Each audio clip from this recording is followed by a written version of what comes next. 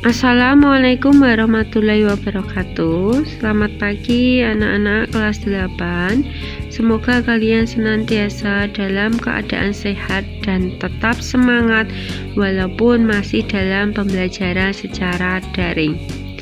Pada pertemuan yang kedua ini, kalian akan mempelajari tentang bagaimana menentukan jenis suatu segitiga jika diketahui panjang ketiga sisi yang lain. Gitu nggih. Dalam hal ini akan kami berikan 3 contoh kasus soal yang berbeda. Langsung saja kita beranjak ke soal yang pertama. Pada soal pertama ini ya, diketahui bahwa panjang ketiga sisi suatu segitiga berturut-turut adalah 6, 8, 10. Oke. Kira-kira segitiga apa yang mungkin terbentuk dari ketiga sisi tersebut? Untuk menyelesaikan soal berikut ya, langkah yang harus kalian lakukan adalah silahkan dicari kuadrat dari ketiga bilangan itu. Nggih. Sehingga akan diperoleh 6 kuadrat, 8 kuadrat, 10 kuadrat. Gitu nggih. 6 kuadrat 36. Ya. 8 kuadrat 64. 10 kuadrat 100. Ya. Langkah yang kedua, setelah kalian memperoleh bilangan kuadrat dari ketiga bilangan itu adalah cari bilangan yang terbesarnya. Bilangan yang terbesarnya adalah 100 ya. Setelah kalian mencari bilangan yang terbesarnya itu adalah 100, langkah berikutnya silahkan kalian jumlahkan dua bilangan yang lain ya. Dua bilangan yang lain di sini adalah dua bilangan yang lebih kecil, yaitu 36 dan 64. Silakan dijumlahkan. 36 dan 64 ya. Gitu nggih. 36 ditambah 64 ternyata hasilnya juga 100 ya. Silakan dibandingkan bilangan yang terbesar tadi nggih dengan penjumlahan dua bilangan yang lebih kecil. Ketika hasilnya itu sama, artinya segitiga yang akan terbentuk adalah segitiga siku-siku. Gitu nggih. Jadi, jika hasil bilangan kuadrat yang terbesar itu merupakan penjumlahan dari dua bilangan kuadrat yang lebih kecil, ya, akan berlaku segitiga siku-siku. Gitu nggih. Nah, lalu bagaimana untuk kasus soal yang kedua ini? Oke, pada soal yang kedua ini, panjang sisi suatu segitiga berturut-turut adalah 5, 7, 9.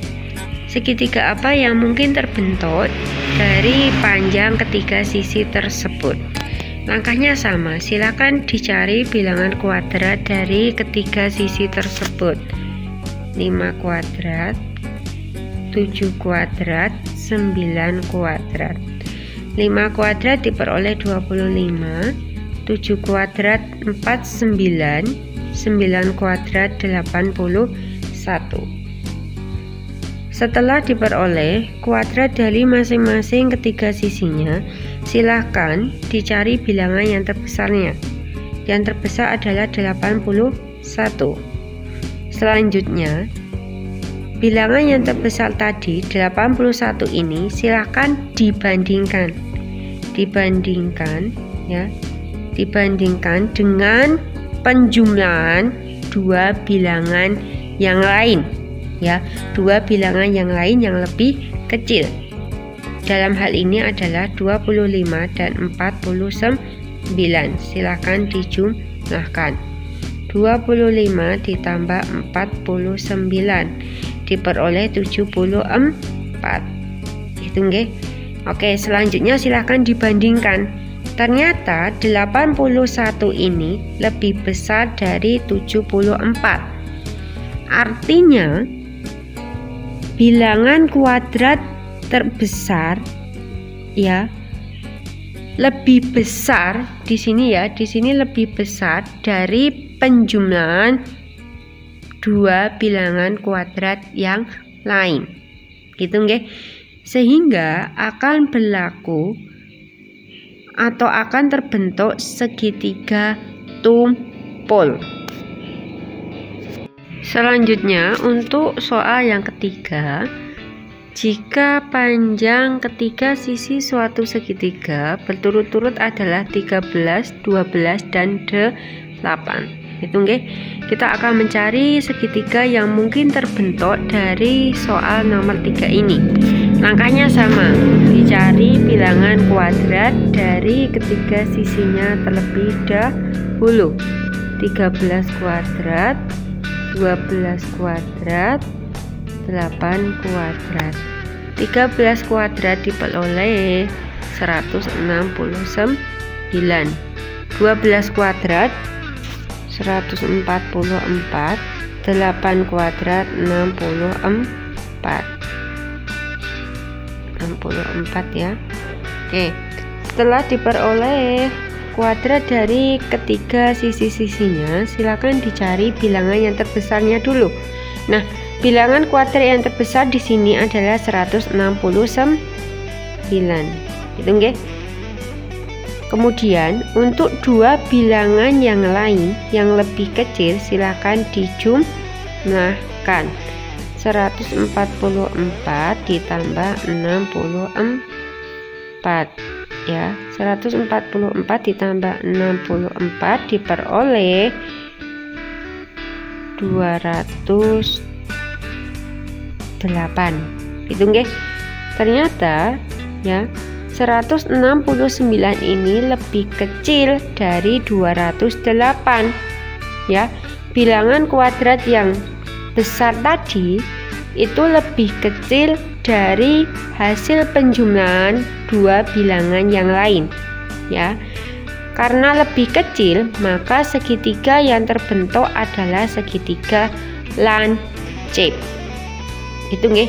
Jadi kesimpulan dari tiga contoh soal yang berbeda ini, ketika hasil dari membandingkan itu hasilnya sama, maka akan berlaku segitiga siku-siku. Ketika sama, akan berlaku siku-siku. Itu nggih. Yang kedua, ketika bilangan kuadrat yang terbesar ya ternyata lebih besar dari penjumlahan dua bilangan kuadrat yang lain, akan berlaku segitiga tumpul. Gitu nggih. Dan yang ketiga, jika bilangan kuadrat yang terbesar ini ya lebih kecil dari penjumlahan dua bilangan kuadrat yang lain, segitiga yang terbentuk adalah segitiga lancip. Masih dalam kasus soal yang sama, selain menentukan jenis segitiga yang mungkin terbentuk ya, kalian juga bisa menyelidiki apakah ketiga bilangan itu merupakan triple Pythagoras atau bukan. Nah, triple Pythagoras adalah tiga buah bilangan yang merupakan sisi-sisi suatu segitiga siku-siku. Atau dalam kata lain, tiga bilangan itu ketika digambarkan akan membentuk segitiga siku-siku. Dari penjelasan sebelumnya sudah diperoleh bahwa untuk kasus 1 ya, jika panjang ketiga sisinya itu 6, 8, 10 akan terbentuk segitiga siku-siku. Sedangkan untuk kasus 2 akan terbentuk segitiga tumpul. Dan kasus yang ketiga, segitiga yang terbentuk adalah lancip. Gitu nggih. Nah, sehingga dari tiga contoh kasus ini yang tergolong triple Pythagoras adalah kasus yang pertama. Karena ketiga sisinya itu 6, 8, 10 merupakan sisi segitiga siku-siku. Sedangkan kasus yang kedua ini bukan triple Pythagoras. Gitu nggih. Begitu juga untuk kasus yang ketiga, karena diperoleh lancip berarti bukan triple Pythagoras.